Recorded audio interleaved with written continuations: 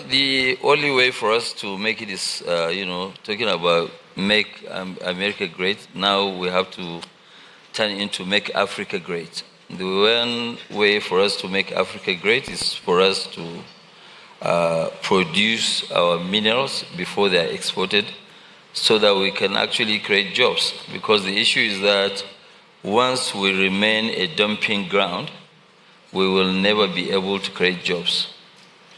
And, I'm of the believer that once you continue to import, you are importing poverty and exporting jobs out. So the real issue for us is that now President Trump has actually set the face, where he's saying make America great or America first. So since it is America first, we should also say Africa first. We should try and create jobs. The real reason why we have actually not flown as much as Asia, Asians, they have quite a lot of old entrepreneurs, old money, and majority of them, they believe in their own continent, be it from Thailand, Indonesia, and other areas. So most of them, they invest their money at home. Both people who have made money legally, people who have made money illegally, the money doesn't leave the countries. They invest it there.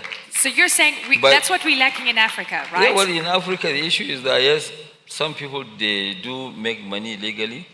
Some of them, they make their own money illegally. But majority of people, they take the money out of the continent. So if I'm not investing at home, how do I convince somebody to come and partner with me and invest and make Africa great? It's difficult. When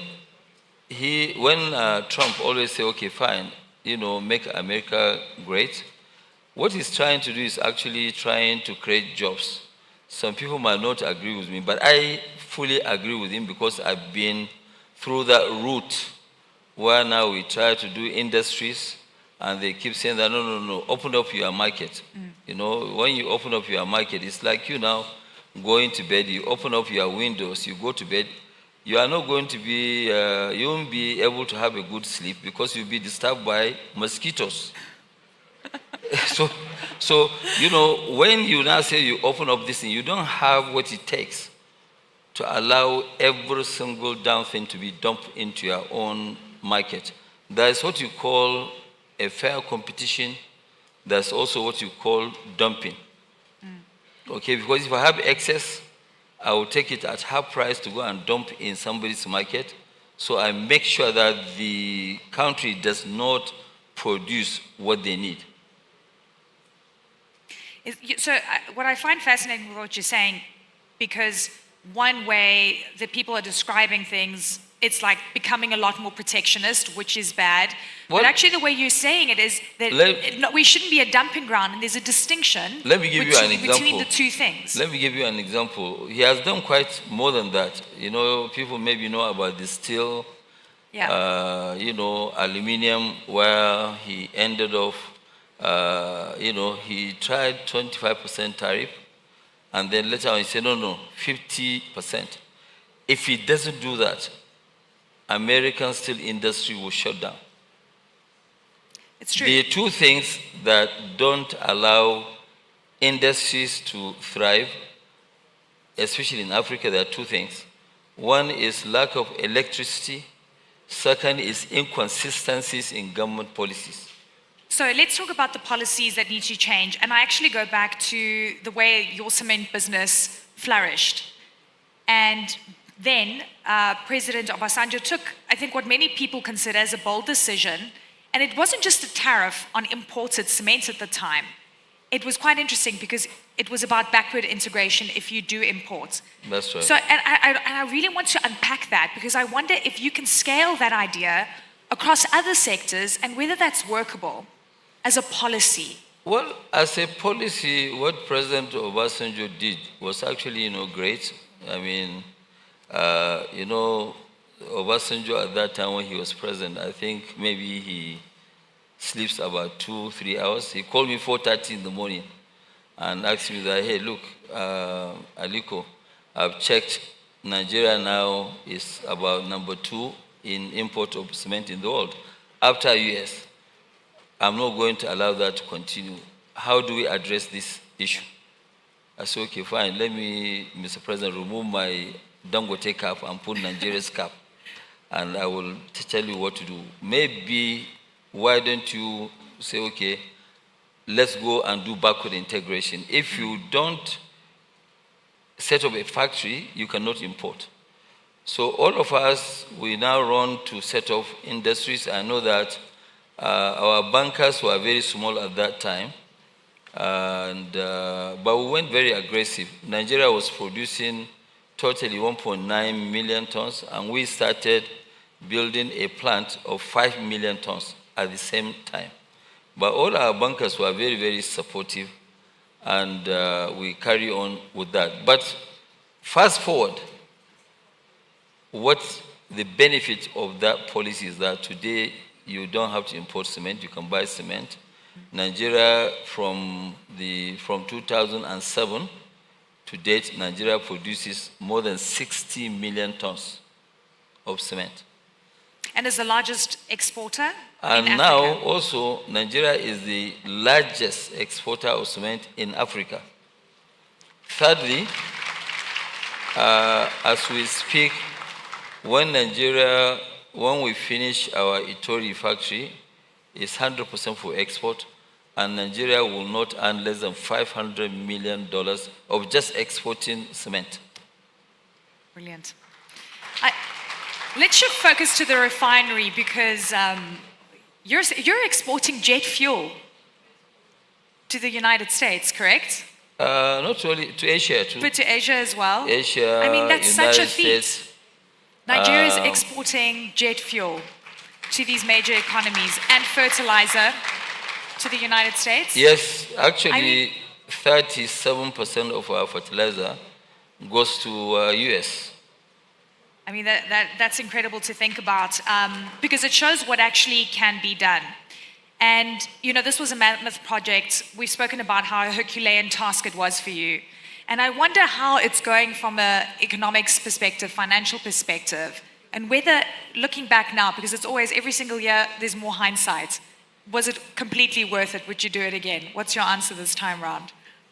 Well, I think I will do other things again, but like what I said, when we launched the refinery project, luckily for us, we actually didn't have a full idea of what we are doing. If we knew what we are going to go through, we wouldn't have tried it. But it's good that we didn't know. So that's why, so at least we've been able to, deliver. But it was really tasking, humongous, and I must say that without the support of our bankers, led by Afreximbank, the Access, Zenith, First Bank,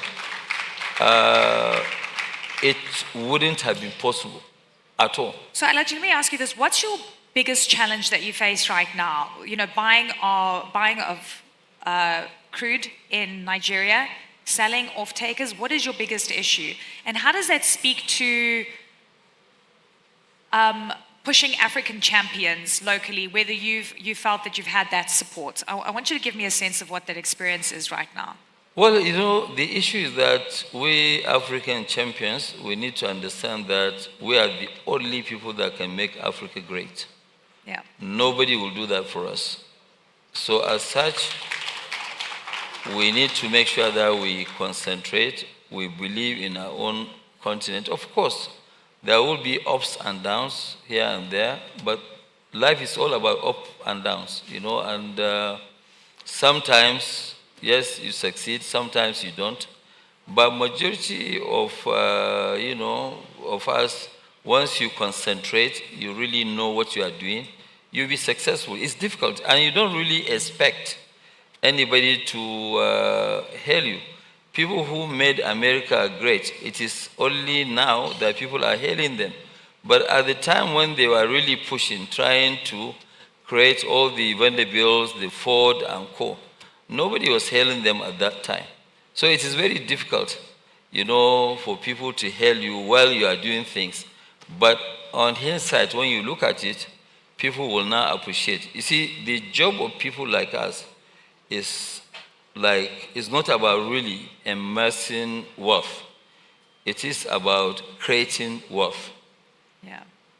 How do you create wealth? You create jobs, you make sure that you expand the economy, other investors will see what you are doing, and they will also join. Like what I keep saying, majority of our own countries, especially in Africa, they keep going around to look for foreign investors. Foreign investors, they just don't come that easy. So what you need to do is to encourage domestic investors. When they are doing well, that is the invitation for international investors. I want to talk about the global geopolitical upheaval. I'm trying to think of a diplomatic word that, describes what we're seeing globally. And it feels in many ways the African continent, African countries are stuck in the middle of sort of this to and fro of the spheres of influence that are shifting dramatically. The United States wants to ban many African countries from visas and travel. It hasn't been implemented and instituted, but there's a threat. And Nigeria is on that list. Angola just hosted the US-Africa Summit. And Angola is also on the list.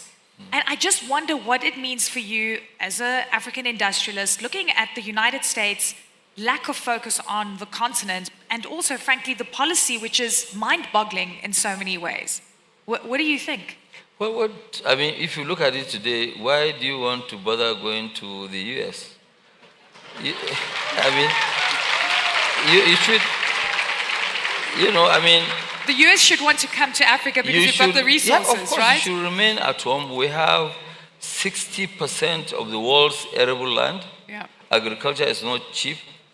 Okay, we have all the mineral sources from gold, lithium, diamonds, everything. We have it here. Yeah. So all what you need to do is to start giving conditions to people. Don't come and take my cocoa and process over there, and you come now and sell the chocolate to me 20 times the cost of that chocolate. So let us make our continent a productive continent. We're the only continent that has actually have growth. If you look at it today, Europe, with respect to them, there's no growth in Europe. Yeah. They've reached a certain distance. So they need Africa to grow. Do you think that that's a good partner for the continent, the Europeans? I think it's China, is it Russia? Is it Saudi and the UAE? Who's the best partner for the continent right now? Because whether we like it or not, and frankly, there's always been a scramble for Africa's resources. Who's going to capture that part of, getting as many commodities as possible so that they can process locally? The mind shift in Africa is changing, but you still have a scramble, and you can feel it. It is evident in terms of influence. So who's the best partner? I think now we have a couple of players, but the main Maradona in the field is Afreximbank. If we can have 10 institutions like Afreximbank, it will be totally a different story. Totally a different story. We can actually turn Africa into a heaven in the next 5 years. It doesn't take time. So because like what I keep saying, you need to think big, then you grow big. You think small, you never grow. Okay, but the reality is, right now, we're still relying on foreign partners. To create more Afreximbanks is going to take some time. So what's your solution? Well, the solution is that right now, people have seen exactly what they've been doing. We don't expect the international banks to do, but we should also make sure that we have you see, for us to grow, we need a very strong financial institutions. We need to have good manufacturing base. We need to also face agriculture.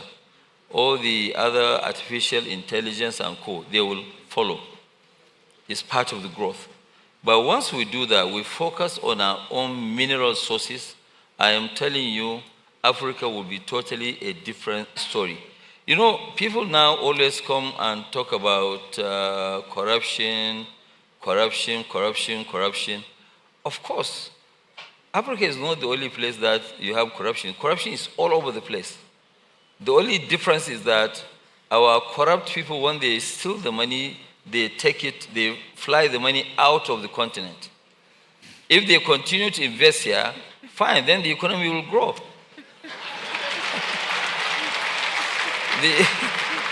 So you're saying if you want to be corrupt, please reinvest that money in Africa? But, yeah? you know, okay, let me give you an example. You know, I mean, I apologize with respect to maybe countries like Indonesia before. I'm not talking about now. During Suharto, are you saying that there was no corruption? Of course, there was corruption. In all Thailand, corruption everywhere. But they were able to grow just because they did not do what we are doing in Africa, taking the money out of the continent, out of their Asian region. Yeah. Okay, so I'm not saying that I encourage. Well, what I'm saying is that there's no society, whether it's America, whether it's Europe, everywhere that you think of, there is corruption. But our own is totally different, where now you deprive your country of the money, yeah. You deprive your family of the money, because you won't tell your family you've stolen money. So, you know, you deprive everybody, then you now go and hide the money somewhere. When you die, the money will go into the banking system. This is brilliant. I mean, I've never thought of corruption in this way. To tell you the truth, okay, like now, somebody was asking me a question. I sent some people came to visit our own fertilizer, and I was telling them that, you know, I've said it before in one forum, that in the next 40 months, Africa will not import fertilizer from anywhere. We have a very aggressive trajectory right now. We want to put Dangote fertilizer to be the largest producer of fertilizer, of urea, bigger and higher than Qatar. And watch me, 40 months. Give me 40 months. We'll be back on stage discussing that. Okay, I was speaking on stage. The AFCFTA Secretary General Wamkele Mene was telling me the trade finance deficit is as big as the infrastructure deficit that the continent is facing, and we need to tap into that money. So where's it going to come from? I mean, you solved part of this with the corruption. We should be reinvesting. I like that. I don't know how much of a gap that's going to fill, but trade finance is a big issue. Does that worry you? It doesn't really worry me. You know, that's what I keep talking about. This is not because really I'm here attending Afreximbank's something. Because when you look at the vision and also the mission of Afreximbank is to connect all these dots. The trade financing is there. They are not the only ones. There is also Africa Finance Corporation. There are other banks. Once they build, if they are going to raise capital, believe me honestly, today, even if I'm not going to make money, I would rather invest in banks that have the same vision like Afreximbank, because that's the only way that we can develop our continent. You know, I mean, forget about most of these other banks. Their interest is not for Africa to grow. We must make sure we take it as our own focus, as our vision, that look, how do we make Africa great? Africa can only be made great by Africans. Can I ask you this? You know, with all this narrative that we're seeing out of the US, and if African leaders truly adopt this, let's make Africa great. Let's Africa first. We know that you don't want us to grow, but actually we're not going to accept that. We're not going to sign bad deals anymore. We're not going to accept extraction without actually some kind of processing on the continent. If there's a mind shift change, do you think there'll be global pushback towards the continent? Because there's one thing that's always been certain, the hypocrisy and the way that the African continent, African leaders have been treated, unfortunately, is still pretty much the same. And that's very worrying. When we start insisting on our minerals to be processed in our continent, you see the rush. Everybody rushed to come down here. Don't take our mineral sources, process them here, create value, generate jobs and growth. And it can happen. I've got another question. Your refinery, and we were talking backstage about this, and you're doing something very revolutionary that no one's ever done before. And I want you to explain how you're thinking about the supply chain and how it's going to shake things up in Nigeria. Well, okay, the supply chain, our oil industry here, especially the downstream, has been enmeshed with so much of corruption, lack of investment in terms of distribution, and also people are still grappling with other issues. So we came up with something where we are saying that, yes, you pay for your product, aviation fuel, gasoline, which is, PMS, and diesel. All the telecom companies, the industries, and we are saying, give us a location all over Nigeria, even up to 3,000 kilometers, will deliver to you zero charge. And somebody said, but do you know what it is? I said, yes, we have an idea. I think we're actually pumping back into the economy almost about 1.2 trillion naira. And that's what we are doing. They say it's competition. So we're asking other people to please also come and compete with us. I don't know if they can. You're also planning to list? Give us the fertilizer business end of the year? We're going to list the fertilizer this year, and next year I think we'll list the refinery. It is very important for us to list the refinery so that people will not be calling us monopoly. They will now say, yes, we own part of it. So let everybody have shares. Alhaji Aliko Dangote, sir, thank you so very much. Ladies and gentlemen, round of applause for this incredible industrialist. Thank you very much. Thank you so much. Thank you.